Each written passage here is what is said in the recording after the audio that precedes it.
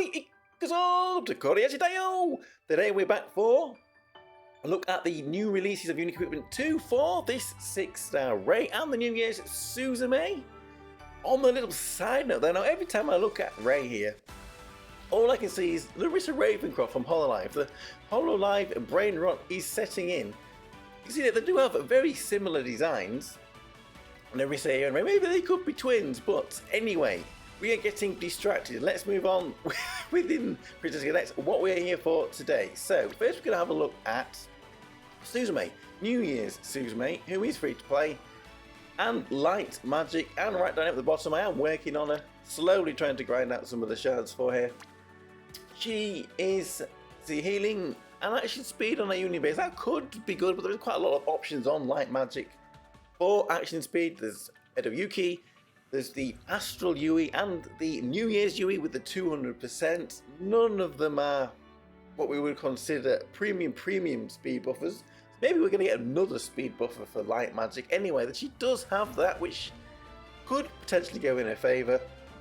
A skill 1 here, tiny damage and a bit of immobility. I'm trying to say that. For the rear enemy, she attacks the rear enemy there, knocks them back a little bit. And then here is the skill we're looking at today. Skill 2 just deploys a barrier that nullifies magical damage. So, pretty basic little character. So, let's go in here and have a look at our Unique Equipment 2 here. We can see she gets hit points, physical defense, magical defense, and magical attack, all from leveling up this Unique Equipment, and an increase here to this skill 2. So we can see here on this skill 2 that all allies now get a magical and a physical barrier, and the numbers that are being nullified have gone up significantly. I mean, if you just go back here, tiny 4,000 damage nullified there. With the Unique Equipment 2 on, it's up to the 10,000, which is kind of about what most characters with these nullification barriers have. On top of that, it lasts a little bit longer, 12 seconds now instead of 10. And she's also been given a physical and magical attack buff to all allies there of 5,070. So all in all, it's an improvement. Will she be used in modes like Clan Battle, Deep Quest? She might help you with Dungeon if you still haven't beaten Dungeon. Another speed buffer for the team might be good when you're using multiple teams. I think her main role is probably still going to be in PvP though. They have given her stuff so that she could be handy in PvP. Now you can't see here, this skill is quite quick, about 0.9 second action casting speed. There are faster skills out there, and because she sits further back, it will be a little bit slower, so perhaps you could work in PvP. Another option there. But overall, not going to be rocking the game, I don't think. So that is Suzume there. There is a 6-star Suzume that is pretty good though. So there is some representation of a Suzume in the game. If you like Suzume, you may end up getting her on using it on this Wind team. So let's jump over then to 6-star Ray, who is, I think, the one, at least for me, the one that I have most hopes in. I wondered if we'd ever use this Ray ever again. Starting the game from it being a new character, she was one of the first 6-stars I tried to get, because she really did help get through the main quest. She was, I guess you could say, she was a little bit of a mini Christina, and that helped you get through. But then she really did fall off. We haven't used her for a long time. I don't think we'd ever use her again. But now she's got this Unique Equipment 2. Hopefully that will change. You can see here, Union Base did damage, okay amounts of damage there. She also applies this Wind Blade, so remember this here, 2 times effects for skills for 18 seconds after she does a Union Base. So remember that the numbers that we are seeing will be doubled if this is up, which is pretty good. Skill 1, dealing, again, physical damage and lowering physical defense. That too is pretty important and pretty decent here, which we will talk a little bit about later too. But here is the skill 2, the one that we are focusing on today with this Unique Equipment, which, as we can see here, it just dealt physical damage, a single target, 1 instance of damage. But it's also got this little line in here that boosts damage dealt based on the damage taken whilst in pre-attack stance. Like I say now, with this Unique Equipment 2, that paragraph there, the pre-attack stance has been removed, so that is no longer there anymore. So here's the unique equipment 2, hit points, physical attack, physical defense, and magical defense. So you're going to get quite a few stats when this is leveled up. Now here we go, the upgrade to the skill here. So we can see that, first of all, that stance extra damage has been removed. This is probably because the cast time has been reduced to 0. It's now a 0-second cast time, so it should just fire off straight away. She's also been given, as you can see here, double instance damage, which has also been increased. So it's gone up to 3.2 times physical attack and double instance from 1.6 times. And remember, if she has that whirlwind stance from the Union base, these numbers will be doubled again. So you can see around about just over 450,000 damage doubled with the double instance there. So that's, the numbers are starting to look a little bit respectable here. Also, you can see then that she's also got an immunity here to an immobilization status, so she can avoid being stunned once, which might be handy. But I guess you're not really going to be able to really affect how that happens. It just if it helps you, it helps you. It also switches to attack pattern 2, so I really should bring the attack pattern 2 up quickly and have a little look at that. So here is her old loop pattern and a new loop pattern. You can see her old loop pattern wasn't the best. Now she's got a slightly better loop pattern. I think they're starting to realise that loop patterns can also really affect how good a character is. You can create skills, but if they're not used very often, then it's not as effective. So basically she just loses one of the normal attacks there, which makes her loop pattern a lot better here.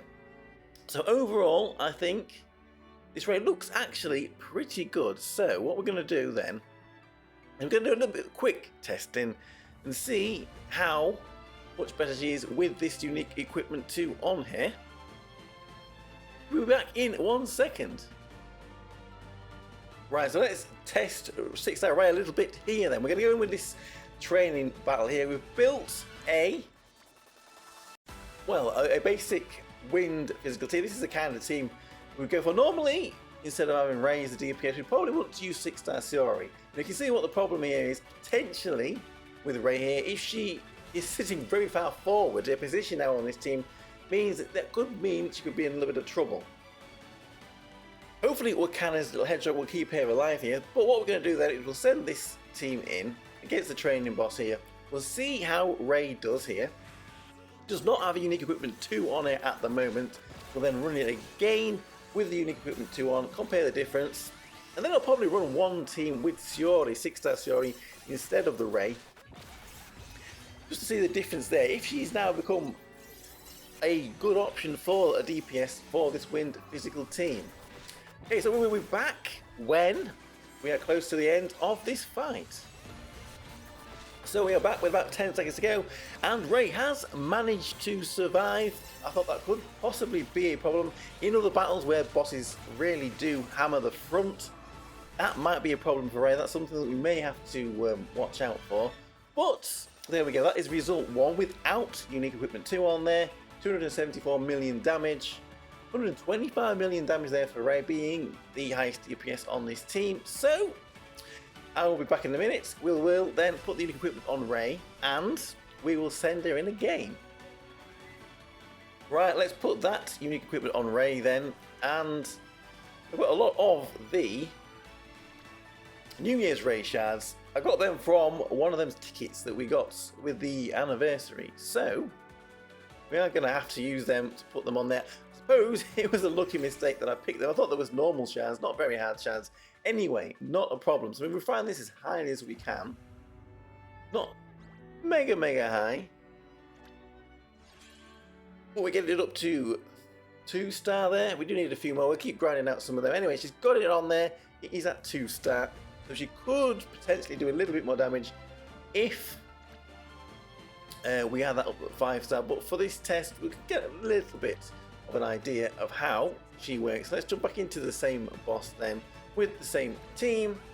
We do have our wind weakness on there, so all is good.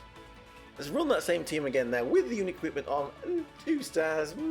Could be better. Anyway, let's see what the damage is when we are at the end of this fight. We will be back in a minute.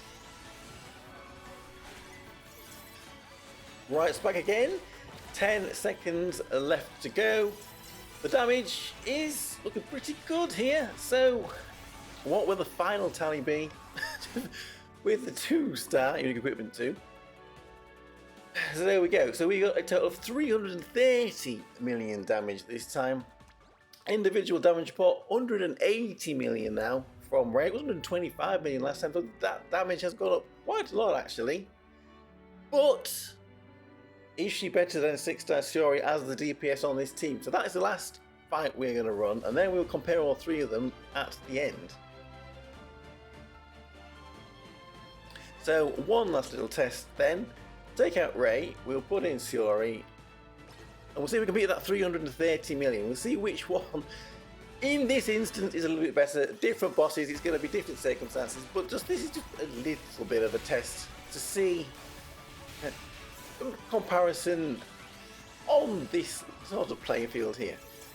So we'll be back at the end, see if Shiori can do more than that 330 million we did with Ray.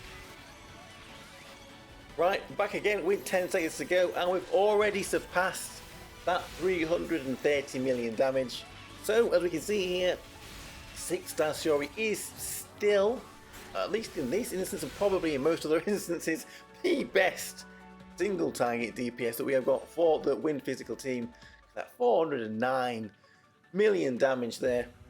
A lot more damage there, personal damage as well. More than that was 180 odd that Ray got last time. Anyway, we'll compare all of them in a second. I'll put them all up on the screen next to each other. But it does look like Ray is a very good option, but maybe competed a little bit more with the Ranger Shiori for a physical defense down character than the 6-star Shiori for DPS.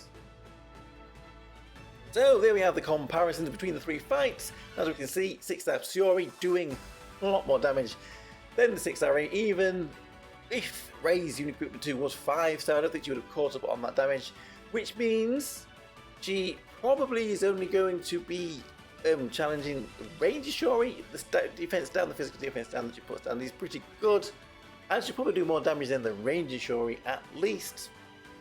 Then we get to come to her positioning. She sits further forward, a lot further forward than anyone. That could be a problem, but it could also help if the boss you're fighting perhaps really hammers the backline and the 6-star Shiori can't stay alive.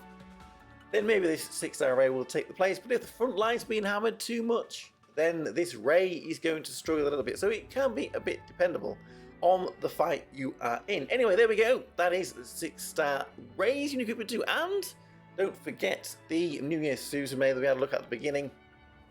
Let me know what you think of these 2 characters. Thank you for watching. I'm Tokkuri Yashi, and I will see you all again very soon. Bye bye bye bye. Hey.